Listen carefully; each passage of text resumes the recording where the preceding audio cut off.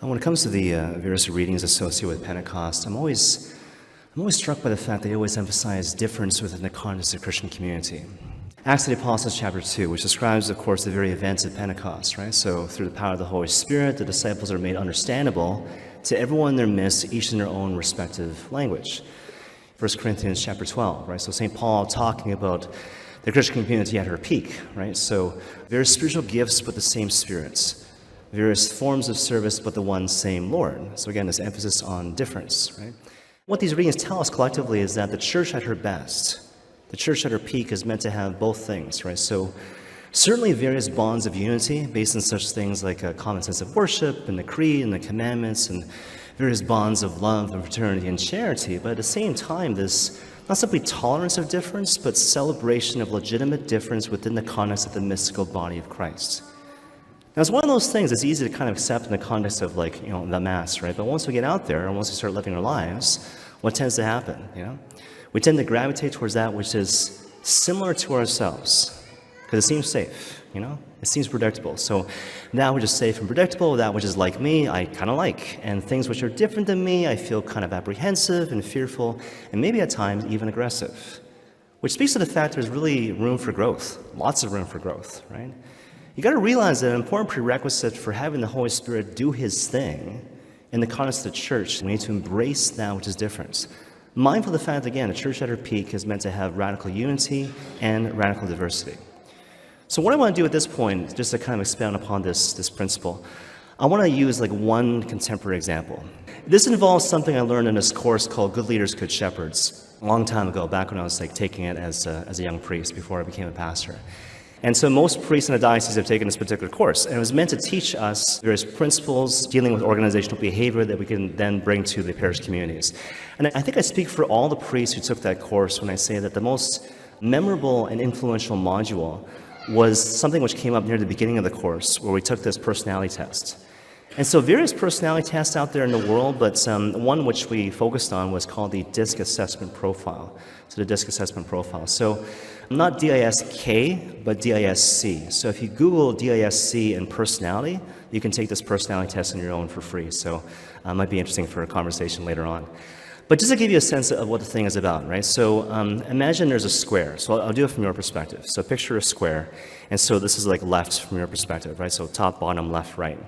So imagine a square where the top of the thing is extroverted. Bottom of the square is introverted. On this side, it's controlling. On that side, it's accepting.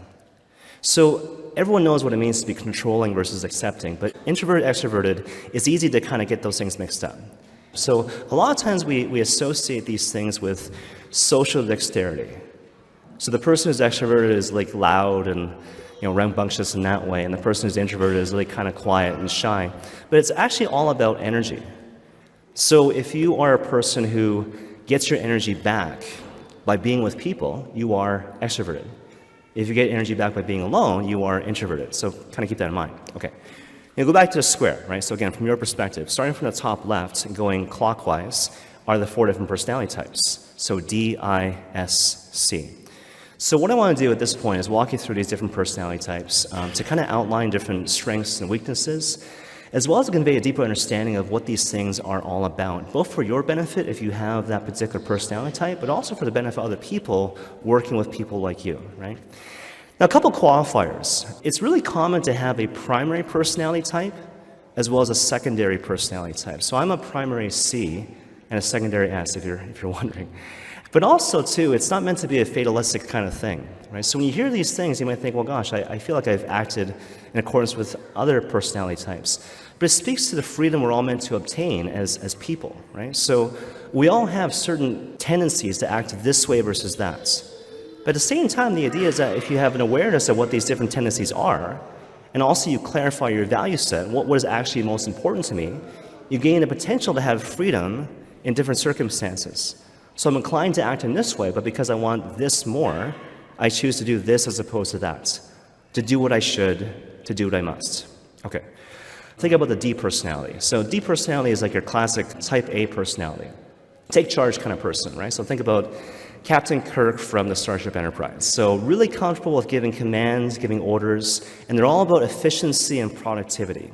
On the downside, the D personality can come across as being arrogant and rude and bossy. But therein lies the rub. You got to understand the mentality of the D personality. The D personality is not trying to be a jerk. Right? The D personality, they're all about efficiency and productivity. So the mentality of the D personality is like, look, I'm in a situation, I'm facing an issue, I'm facing a problem, and it seems to be the obvious thing to be done is this. And why doesn't everyone see that? And why aren't we doing it already, right? So that's the mentality of the D personality. So on the other hand, though, if you happen to have a D personality, you need to be aware of that, right? So to be aware of the fact that just because a potential solution seems to be obvious, it might not actually be right. And that's why you need to purposely build in time and space to ask other people their opinion, right? It might not be wrong, but it might not be perfect. So that's why you need to solicit, again, opinions of other people. So that's that. The I personality is all about being personable. So think about Jay Leno from The Tonight Show, right? So very affable, very charming, the life of the party, right? At the same time, the I personality has difficulty with focus and listening.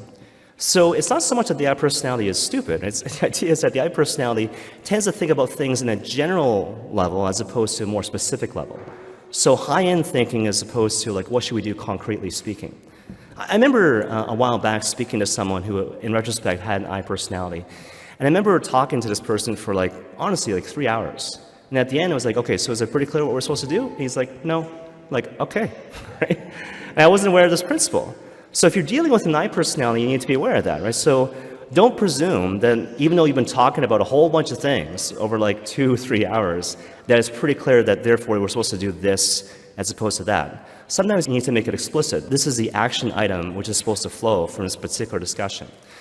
On the other hand, if you have an I personality, you need to be aware of that, right? So when people say to you, like, okay, I think we need to bring it home and like, stay on track and whatever, don't be offended because sometimes you honestly need that, right?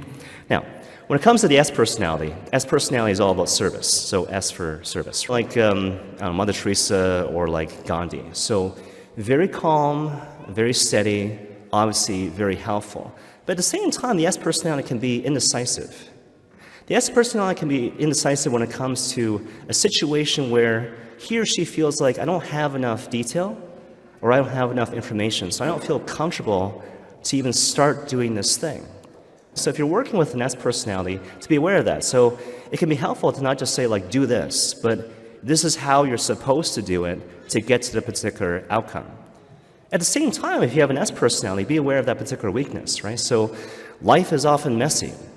Life is often imperfect, and you can actually start before you're ready. So you might feel more comfortable if you had more detail, more information, but you actually don't need that. You can actually, again, start before you're ready. Last personality type. So that's the C personality. So this person is all about process. So think about someone like Bill Gates, right? So the mentality here is this person prioritizes like detail and being thorough. But at the same time, the C personality tends to be really critical of other people, especially when there's a perception this person has bad process, right? It's kind of funny, the C mentality, right? Because for most people, it's like if you say to them, I love you, or I value you as a person, they love that. Who doesn't want to hear that? But what the C person loves more is like, when you did this thing, your attention to detail was awesome. In a certain sense, that means more than I love you, which sounds strange unless you're a C personality, right? Now, in terms of like, weaknesses, if you're a C personality, you need to be aware of the fact that you have a tendency to be beholden to your own process. So you can't be a slave to your own process. So again, I'm a C personality, right? So I remember years ago reading a pamphlet about C personalities and how to grow in freedom and stuff. And one thing stood out, and it's funny but also kind of embarrassing at the same time, but it was true. And so it's like, okay, if you're a C personality, be aware of the fact that if you're in a conversation and you perceive that someone is using more words than you think are necessary to express a simple point, you need to resist the temptation to write them off forever. And I remember reading that and thinking like, oh, that sounds awful, but that does resonate. Just because someone has a different process than I do, doesn't mean their process is bad. And it doesn't reflect on their character. It doesn't mean that they're stupid, necessarily. Anyways, a lot of things here. A couple takeaway messages, though, right? When you look at all these different personality types, like none of them are bad in the way that none of them are like the best. They're just different. And not in this condescending way, like you're just different, you're just special. Like, no, they're all different, and they're all necessary, and that's the point. So again, I'm a C personality, right? So if we're organizing like a party, right? I'm one of those guys, I like organizing the party, but I don't really like attending the party. And so it's really helpful to have people at a party who are really good at giving orders, who are really good at like hosting and talking to people and setting things up. Otherwise, we would have no party, right? And so you see that, all the complementary strengths and weaknesses. But here's the thing, right? You can't just throw people together who are different and hope for the best. Because often that can breed conflict, as we all know, right?